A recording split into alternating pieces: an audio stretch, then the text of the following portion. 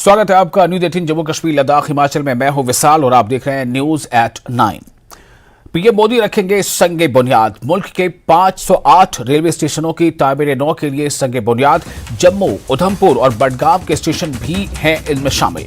हिमाचल का अंब इंदौरा स्टेशन भी इसमें शामिल है।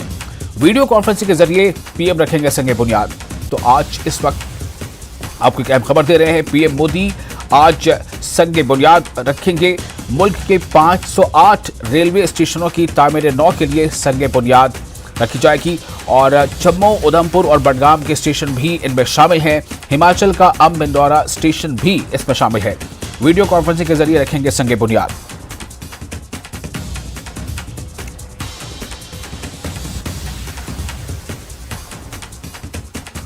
और इस वक्त हमारे साथ बडगाम से लाइव जुड़ रहे हैं आबिद, हमारे रिपोर्टर।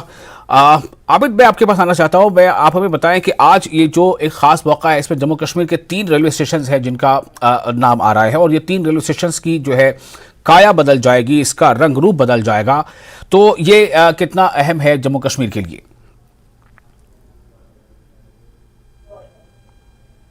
बिल्कुल विशाल, जिस तरह से आपने कहा काफी अहम है ये, क्योंकि जिस तरह से यहाँ के स्टेशंस है अब उनको फिर से रिडेवलप किया जाएगा, मॉडर्न टेक्नोलॉजी यूज की जाएगी।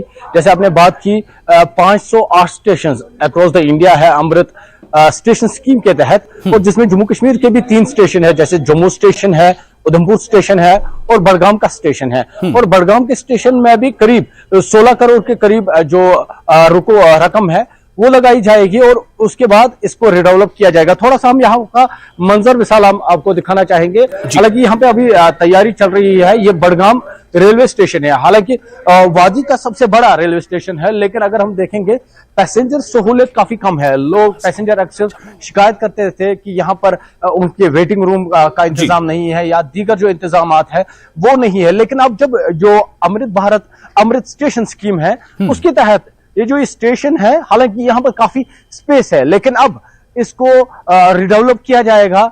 डिफरेंट चीजें यहाँ पर रखी जाएगी जिससे जो पैसेंजर है उनको सहूलत मिलेगी। जैसे मैंने पहले ही कहा, क्योंकि 16 करोड़ इस स्टेशन पे लगाए जाएंगे। और अभी यहाँ देखिए, यहाँ पर तैयारी चल रही है। PM Modi virtually video conference के जरिए फाउंडेशन स्टोन रखेंगे। सारे 508 जो रेलवे स्टेशन है अक्रॉस द इंडिया उनकी संगी बुनियाद रखेंगे। और यहाँ पर खुद एलजी मनोज सिन्हा, जो बडगाम का रेलवे स्टेशन है, यहाँ पर एलजी मनोज सिन्हा खुद आएंगे। वो यहाँ पर क्या है कि जो फिजिकली यहाँ पर मौजूद रहेंगे और फिजिकली इस स्टेशन का संग बुनियाद रखेंगे, इसकी रिडेवलपमेंट होगी। और क्योंकि इससे पहले हमने लोगों से बात की, लोग काफी खुश है, उनको उम्मीदें हैं अब उनके स्टेशन में वो सब चीजें होगी जो दूसरे मैं आपके पास आता हूं फिर और लोगों के तासुरात के बारे में भी जानेंगे। फिलहाल पहले आप हमारे साथ बने रहे। फिलहाल रुख करते हैं राजेंद्र टीकू का, जो हमारे साथ जम्मू से मौजूद है।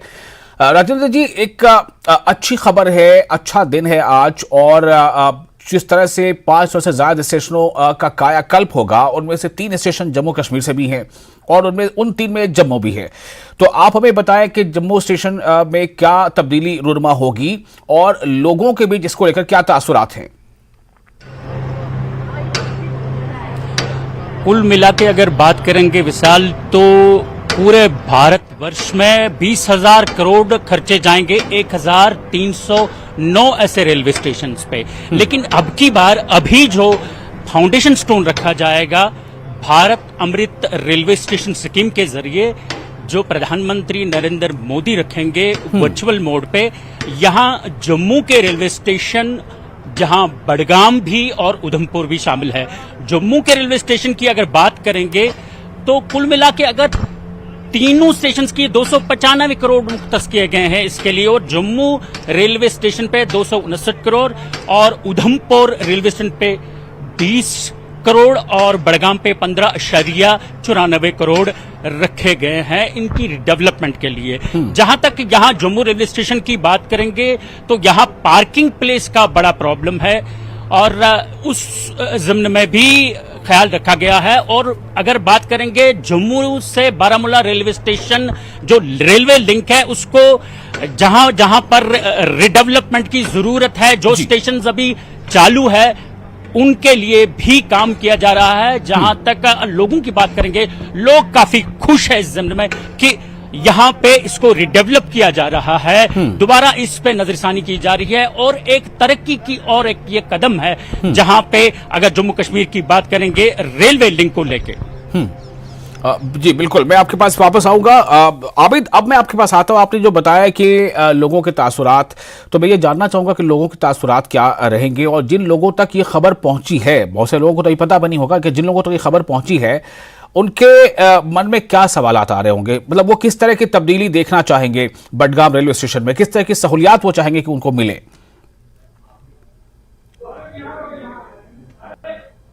बिल्कुल विशाल, क्योंकि आपको पता है यहाँ पर जब मौसम सरमा का मौसम आता है तो बर्फबारी होती है, उसके बाद रेल क्या है कि जो नेशनल जम्मू श्रीनगर जो कौमी शाहरा है वो अक्सर बंद रहते हैं और लोग स्टेशन का रुख करते हैं। तो जब वो यहाँ पर आते हैं, क्योंकि ठंड काफी होती है, यहाँ पर बैठने का इंतजाम नहीं है, शायद पहले लोग वो तवक्का करते हैं इनके लिए यहाँ पर एक अच्छा सा वेटिंग रूम बनाया जाए।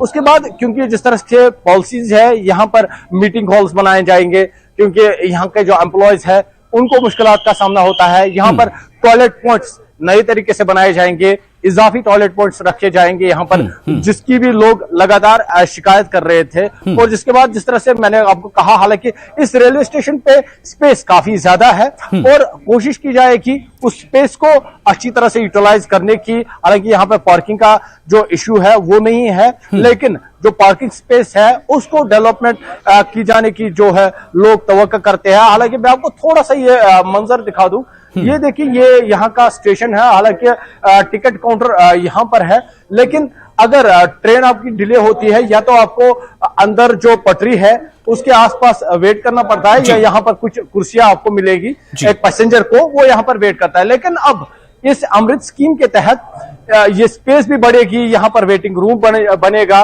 उसमें जो सरमा के लिए हीटिंग अरेंजमेंट्स रखे जाएंगे और जो मौसमी गर्मा है तब जो है एसी वगैरह या फैन वगैरह का इस्तेमाल किया जाएगा, उसका इंतजाम रखा जाएगा। तो कहीं ना कहीं जो लोग हैं वो काफी खुश है, क्योंकि इससे पहले क्यों हमने बात की थी पैसेंजर से, पैसेंजर उम्मीद जता रहे हैं जिस तरह से जो बाहर के स्टेशन है, जिस तरह की फैसिलिटीज वहां पर रखी गई है वो अब इस स्टेशन पे भी रखी जाएगी, क्योंकि बड़ा प्रोजेक्ट है ये। जिस तरह से अभी राजेंद्र टिकू ने कहा 296 करोड़ टोटल जेएंडके के जो 3 स्टेशन है उन पे खर्च करने हैं, उसमें बडगाम का स्टेशन भी है, क्योंकि ये स्टेशन जो कश्मीर रेलवे है, कश्मीर रेलवे का सबसे बड़ा स्टेशन है। यहाँ पर ये सिर्फ स्टेशन नहीं है, यहाँ पर इनकी सर्विस पॉइंट भी है, यहाँ पर ट्रेनों की सर्विस भी होती है। तो कहीं ना कहीं इस स्टेशन को अच्छी तरह से डेवलप किया जाएगा और लोग कहीं ना कहीं ये उम्मीद कर रहे हैं। इस मरतबा तो 16 करोड़ के जो करीब मैंने कहा 15.94 करोड़ वो इसमें खर्च किए जाएंगे, लेकिन लोग आने वाले वक्त में भी ये तवक्का करेंगे, क्योंकि इस मरतबा जो कमी रहेगी वो आने वाले वक्त में भी पूरी की जाएगी। हालांकि अभी एलजी मनोज सिन्हा खुद यहाँ पर कुछ देर बाद आएंगे, वो यहाँ की संगी बुनियाद रखेंगे, क्योंकि जिस तरह से पहले पीएम मोदी वर्चुअल मोड पर संगी बुनियाद रखेंगे अक्रॉस इंडिया 508 जो स्टेशन है, उसके बाद यहाँ पर एलजी मनोज सिन्हा फिजिकली यहाँ पर मौजूद रहेंगे और इस प्रोजेक्ट का यहाँ पर इफ्तिताह करेंगे। लोगों में खुशी है, यहाँ पर स्कूली बच्चे मौजूद है, यहाँ पर जो पीआरआई मेंबरान है वो यहाँ पर मौजूद है, मकामी लोग मौजूद है। हालांकि वो भी कई सारे मुतालबात जो है एलजी मनोज सिन्हा के सामने रख सकते हैं और उनको उम्मीद है वो मुतालबात भी पूरे होंगे। जी विशाल। बिल्कुल राजेंद्र, मैं आपके पास आना चाहता हूं। मैं ये जानना चाहूंगा कि बेशक अभी कई लोगों तक ये बात नहीं पहुंची होगी, लेकिन बहुत सारे लोग ऐसे हैं जो इससे वाकिफ हैं। तो जम्मू में और किस तरह की सहूलियात रेलवे स्टेशन में लोग चाहते हैं, किस तरह की सुविधा वो चाहते हैं कि यहां पर जरूर हो? जी विशाल, यहाँ पे वेटिंग रूम की फैसिलिटी होनी चाहिए। जैसे आबिद ने कहा कि वहाँ पे सर्दियां हैं और उसके लिए खातिर का इंतजाम नहीं है। जहाँ यहाँ की बात करेंगे, यहाँ सर्दी भी काफी बढ़ती है ड्यूरिंग विंटर्स और गर्मियां तो हैं ही। उस सिलसिले में भी एसी रूम्स वगैरह की तवक्को लोग रखते हैं कि वेटिंग रूम ऐसे बनाए जाएं जहां पे सहूलियात ये वाली दस्तयाब हों और जो आम लोकल पैसेंजर्स हैं या बाहर से जो यात्री यहां पे आते हैं माता वैष्णो देवी के दर्शन के लिए, उनके लिए ये सब सहूलियात यहां पे मुयस्सर हो। दीगर कई ऐसी चीजें हैं जिन पे गौर करने की जरूरत है। यहाँ पे ट्रैफिक जाम का जो ये सिलसिला है, यहाँ जो रेलवे स्टेशन के बाहर का अहाता है वहां पे काफी रहता है, क्योंकि माता वैष्णो देवी के यात्रियों का रश यहां पे ज्यादा रहता है और उस सिलसिले में यात्री काफी यहां आते हैं और यहां से उन्हें वापस भी जाना होता है। तो उस सिलसिले में लोकल जो यहां पे ट्रैफिक है उसकी वजह से जाम काफी होता है। यहां पे ये जरूरी कहना चाहता हूं कि लोगों की ये तवक्को है कि यहां पे ये जो जाम है ऐसी कुछ सहूलियात दस्तयाब हो कि जाम ना हो और उनके लिए सहूलियात ये दस्तयाब हो कि अंदर रेलवे स्टेशन के जाने के लिए बिल्कुल अच्छी तरह से वो जाए और रेल के अहाते में जहां पे वो वेट करेंगे वहां पे कुछ सहूलियात दस्तयाब हों, ये लोगों का यहाँ बहुत शुक्रिया राजेंद्र टिक्कू आपका भी और आबिद आपका, आप दोनों का बहुत शुक्रिया। लोगों की जो उम्मीदें हैं सहूलियात को लेकर, सुविधाओं को लेकर, वो उम्मीदें बढ़ आएंगी, ऐसी उम्मीद हमें भी करनी चाहिए क्योंकि इसमें खासा खर्च किया जाएगा और इन सब के एवज जो सहूलियात की लोग तवक्को करते हैं, खासतौर से वेटिंग हॉल्स की, बड़े बड़े वेटिंग हॉल हो, सर्दियों से बचाने वाले हों, तो ये काफ़ी अहम है। पार्किंग की सुविधा हो, ये बहुत अहम चीज़ें हैं। और इसके साथ ही यहाँ पर रुकेंगे एक छोटे से ब्रेक के लिए। ब्रेक के बाद कुछ और अहम खबरें। ब्रेक के बाद एक बार फिर आपका स्वागत है न्यूज 18 JK लिए। आप देख रहे हैं न्यूज एट 9 और अब अगली खबर आपको बता दें कि राजौरी के गंडक खास में सर्च ऑपरेशन के दौरान एक दहशतगर्द ढेर हो गया है। फौज ने एनकाउंटर में एक दहशतगर्द को ढेर कर दिया है। गंडक खास के जंगलात में मजीद 2 से 3 दहशतगर्दों के छिपे होने का इम्कान है, जिसके लिए राजौरी से गंडक खास की तरफ इजाफी सिक्योरिटी दस्ते भेजे गए हैं और मज़कूरा जंगलाती इलाके को चारों अतराफ से घेरे में ले लिया गया है। हफ्ते की सुबह से ही गंडक खास के जंगलाती इलाके में सर्च ऑपरेशन जारी है। तो ये वो इलाका है राजौरी का ये इलाका है जिसका नाम है गंडक खास। तो राजौरी के गंडक खास में सर्च ऑपरेशन के दौरान एक दहशतगर्द ढेर कर दिया गया है। फौज ने एनकाउंटर में एक दहशतगर्द को ढेर कर दिया, उसे मार गिराया है। गंडक खास के जंगलात में मजीद 2 से 3 दहशतगर्दों के अब भी छिपे होने का इम्कान है और इसीलिए वहां लगातार जो है उस इलाके को मुहासे में लिया गया है और मज़कूरा जंगली जो इलाके को चारों तरफ से घेरे में लेकर हफ्ते की सुबह से ही गंडक खास के जंगलाती इलाके में सर्च ऑपरेशन शुरू किया गया था।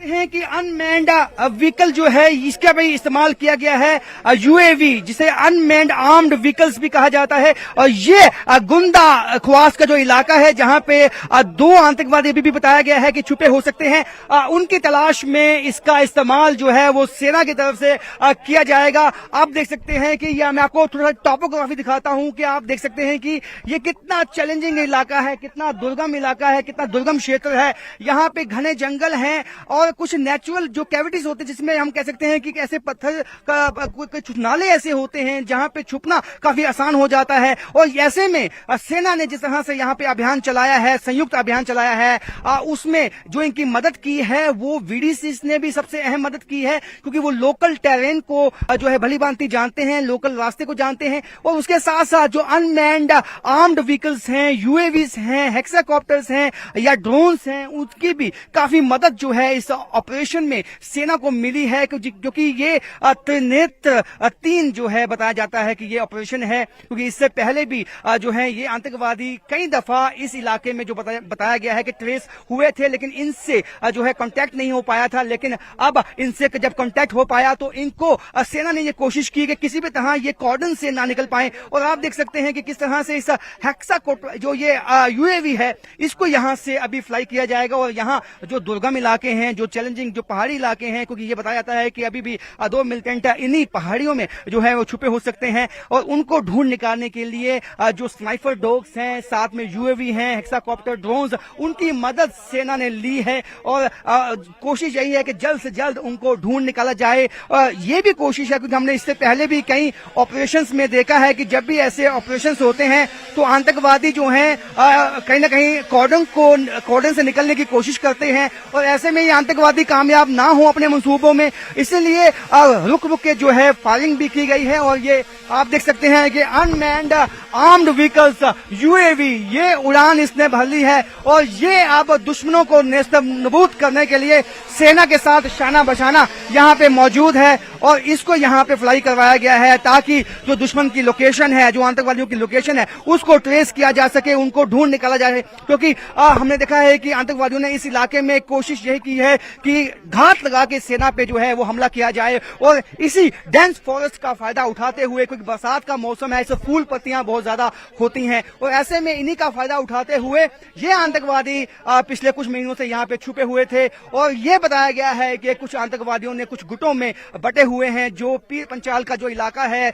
रजौरी का इलाका है, पुंछ का इलाका है, यहाँ छुपे होते हैं। और जब इनको इनके आका जो पाकिस्तान में बैठे होते हैं, जब इनको निर्देश दिया जाता है तो तब ये बड़ी कार्रवाई करने के लिए निकलते हैं। और जिस तरह से कल चौथी एनिवर्सरी जब 4 साल कंप्लीट हो गए थे, तो क्योंकि 370 जब एब्रोगेट हुआ, तो ये अब जम्मू कश्मीर जो है एक पीस और प्रोग्रेस के रास्ते में, खुशहाली के रास्ते पे वो जो है वो चल पड़ा है। ऐसे में पाकिस्तान नहीं चाहता है कि जम्मू कश्मीर में खुशहाली आए, और वही वहां अब पाकिस्तान में बैठ के जो आईएसआई के एजेंट हैं वो निर्देश देते हैं यहाँ आतंकवादियों को कि आप जो हैं, जो अपने हाइडआउट्स हैं जो पहाड़ों में बना के रखे हैं, वहां से निकलें, सेना पे घात लगाएं, आम लोगों को निशाना बनाएं। लेकिन इस दफा अपने वो मंसूबों में कामयाब नहीं हो पाए, क्योंकि इसमें सेना के साथ जो यूएवी हैं, हेक्साकॉप्टर हैं और जो वीडीसी मेंबर्स हैं, वो एक सही ताकत जो है वो साबित हुए हैं। कैमरामैन आशु के साथ राजन वैद, गुंदा खवास एरिया। और क्रिकेट ग्राउंड कंजर में टैलेंट हंट के 17वें एडिशन का फाइनल मैच खेला गया। ये मैच MLA गरीपुरा और कंजर के दरमियान खेला गया। इस मैच में कंजर ने जीत दर्ज की। इस टूर्नामेंट में वादी भर से 64 टीमों ने हिस्सा लिया। मुनक़िदा तकरीब पर अपनी पार्टी के नायब सदर गुलाम हसन मीर मेहमान खुसूसी थे। इस मौके पर बैन-ए-अक़वामी क्रिकेटर परवेज रसूल मेहमान ज़ी वक़ार की हैसियत से शिरकत की। SDM Gulmarg, DDC टनमर्ग, BDC Kanjar के दीगर ओहदेदार मौजूद थे। फाइनल मैच देखने के लिए काफी तादाद में शायकीन आए हुए थे। इख्तितामी तकरीब पर जीतने वाले खिलाड़ियों को एजाज से नवाजा गया। तकरीब पर गुलाम हसन मीर ने खिताब करके नौजवानों को खेल कूद में आकर अपनी सलाहियतों को उजागर करके अपना लोहा मनवाने की तलकीन की।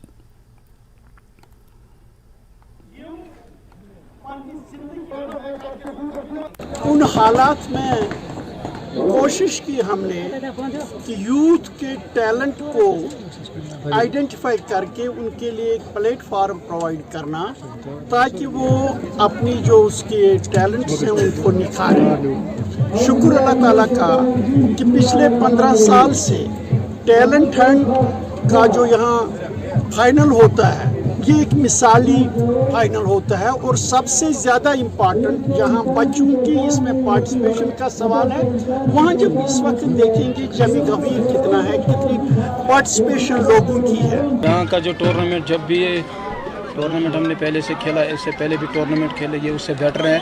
ऑर्गेनाइजिंग बॉडी से मैं यही कहता हूँ कि थोड़ा अगर इस टूर्नामेंट में टर्फ, अगर इस छोटे ग्राउंड में टर्फ विकेट, ये जहाँ की जो ऑर्गेनाइजिंग बॉडी यहाँ का DC साहब से अपील करता हूँ कि मैं अगर इस वाले ग्राउंड में वो टर्फ बनाएंगे तो यंगस्टर के लिए वो बहुत अच्छा रहेगा। और टनमर्ग के MTM स्कूल में नेशनल वुशु खिलाड़ी और वुशु एसोसिएशन बारामूला की जनरल सेक्रेटरी तबस्सुम अख्तर ने मशहूर वुशु इंटरनेशनल खिलाड़ी मरहुमा जबीना अख्तर के मिशन को जारी रखने के लिए स्पोर्ट्स एकेडमी कायम की। इस एकेडमी का इफ्तिताह SDM गुलमर्ग सैयद अल्ताफ हुसैन मौसूवी ने किया। इस मौके पर दीगर आला अफसरान भी मौजूद थे। इस एकेडमी में लड़के और लड़कियों को खेल कूद की जानिब रागिब करने और इन्हें बेहतर प्लेटफॉर्म और इनकी सलाहियतों को निखारने के लिए कोशिश की जाएगी। बहुत दुख की बात है जो मेरी दी की डेथ हो गई अचानक। उसने मिशन का बहुत सोचा था मैं आगे लेके जाऊंगी। इवन कि उसने बच्चों को नेशनल लेवल तक पार्टिसिपेट करवाया। उसने बच्चों को बहुत ज़्यादा ख्वाब थे दीदी के ये हमें इंटरनेशनल लेवल तक पहुंचाएंगी, ओलंपिक्स तक पहुंचाएगी। उसने बहुत ज़्यादा मेहनत की इस डिस्ट्रिक्ट में, क्योंकि अगर मैं चल रही हूँ उसी की वजह से अभी मैं चला रही हूँ उसकी association. I request all the students to refrain themselves completely from the consumption of drugs, क्योंकि जो ये ड्रग्स है ये एक होल जनरेशन को डिस्ट्रॉय करता है, और ये जनरेशन को डिस्ट्रॉय करता है, अपनी फैमिली को डिस्ट्रॉय करता है। सो ये ज़्यादा से ज़्यादा वुशो में आए। जैसा कि आपको पता है हमने कुछ मंथ्स पहले हमने एक जेम खोया है, जो कि मैम जबीना मैम है, जबीना अख्तर का जो इंतकाल हुआ, हमने एक जेम खोया है। हमें बहुत ज़्यादा खुशी हो रही है, क्योंकि मतलब गर्ल्स के लिए ये बहुत ज़्यादा ज़रूरी है। और इससे पहले कि हमारी जो जबीना मैम है, जो मतलब हमें पहले जिसके साथ हम पहले खेलते थे, जिसने हमें सिखाया है, तो उसकी डेथ हो गई। राजौरी के गुड्डा खास जंगलात में दहशतगर्दों के साथ तसादम हो रहा है। ग्राउंड जीरो से हमारे नुमाइंदे ने जायजा लिया।